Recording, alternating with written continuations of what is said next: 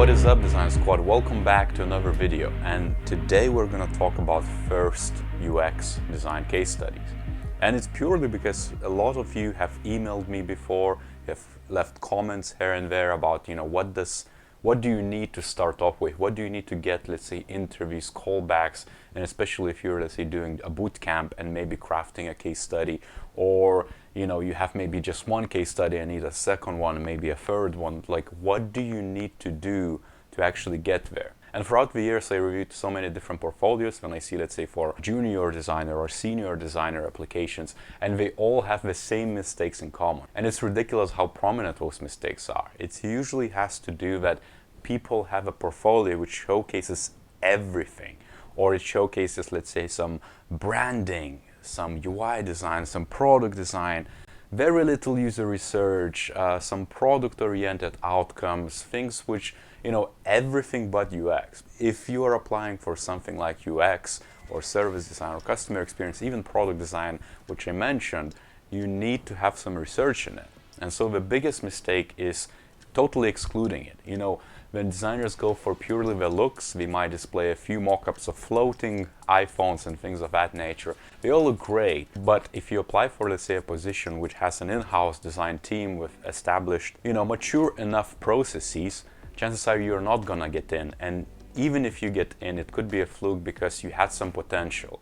Or, someone thought, maybe I see this person learning it and then kind of branching out the skills and, upskilling themselves as you go. It could be that too. So, it's not necessarily kind of like a black and white, it's not binary. It's somewhere in between as per usual. And so you need to play well with those variables. And what I always tell people is consider what you are applying for. Is it user research? Is it product design? Is it more visual design really? Maybe it's not, has nothing to do with UX, or maybe it's UX generalist. Maybe you want to do something towards marketing branch of experience design and do customer experience. Perhaps it's the overarching service design, so that it's not just digital means, it has to do with every touch point that the users could go into, and even technicalities of it. Maybe that's the case. And so majority of you are definitely going to pick UX generalist because it's kind of like a lot of different bits, and it's easy to start because you can eventually branch out. That's totally fine. For those who already know that they want to be user researchers, they want to be product designers, they want to do X, Y, Z, then go like laser focused and make every first case for that thing. However, if you're more generalist, well, think exactly what do you need to infiltrate a specific market. You are applying for a specific industry, you are applying for a specific location, geographically speaking. Look around at the designer portfolios who are in that location. What do they have? What do those people have who, let's say, work for that company you want to apply? You could just go through job descriptions and see exactly the pointers you want to be demonstrable. If your portfolio can demonstrate those bits for junior positions, that's exactly what you're after. That's exactly what you need. There's also that issue where people ask, is one case study enough? And it's usually an answer is a no, unless you want to play lucky and get into a position for your potential, let's say. Because one case study just showcases that, got a glimpse of it, about it, but not necessarily gives you that experience. Let's say any other junior position, even sometimes apprenticeships, require half a year, 3 years of experience. How are you gonna get that? Every case study kind of like represents time frame. It could be a few weeks, it could be a few months.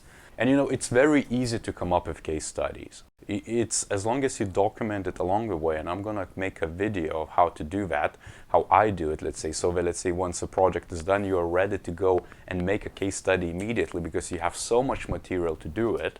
But if you don't have any ideas of what your first case study or a second or a third case study could be, just think of what's around you. I don't know when you're watching this, but if you're watching as a publishing, you're going to understand that there is so many issues with infrastructure, with services, with how people communicate. Everybody's isolated. The social constructs are very challenged. What can you do about it?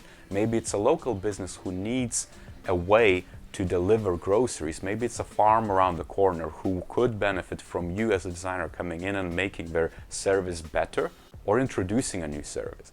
That's a case study. Maybe it's your family member who is now working from home and they're forced to do something else, but they could do better in their businesses if, let's say, UX is applied. And if you are truly stuck and you have you don't know what problems were around you, solve your own issues. Come up with conceptual cases. It's better than nothing. One of your portfolio cases, it's an actual commercial thing which you did for a real world scenario, answering real world problems. Well, some things could be conceptual. If you are using a product and you as a user find it painful, chances are other people finding it painful too. Go research on an app store, their reviews, what is exactly the pain point. Reach out to those people, go on Quora or Twitter, see what exactly how customers engage with a brand and products. Make a theme list of all the pain points, do that type of research, then reach out to them qualitatively and talk to them. Talk to them and capture the pain points. You are doing the user research as best as you can. This is a first case study which is going to be based on actual user insights and research. Doesn't matter how well you do, as long as you talk to people, it's better than nothing. Then take that into ideation, take that into actual design, come up with new solutions, services, digital products, doesn't really matter, as long as you base it on real issues, answer them effectively, put it in practice or not, document it, everything, make a case study, tell an awesome story, and you're good to go. That's your first case study, which is always gonna wow someone. It's not just like, a few mock-ups floating around. That doesn't mean anything, even if you're a product designer. Tell an awesome story, and I have a video on that of how to tell a good story, but think exactly what the reviewer would be after and what we were looking for. Is it a senior designer? Is it a lead like myself? Is it someone who manages big team, so they're looking for potential rather than technical skills? Consider those things. Who you're applying for a startup who might want a jack of all trades, so you might want a lavish portfolio with multiple case studies, trendy stuff, or is it an established firm who wants very strong capability and a lot of experience, a good resume, things of that nature. It's always quality over quantity, and so always think about the depth and a good story. And so if you have any questions or you want me to go deeper on one of the points I was talking about, leave a comment down below. Stay tuned for more material, and as per usual, I'll see you next time.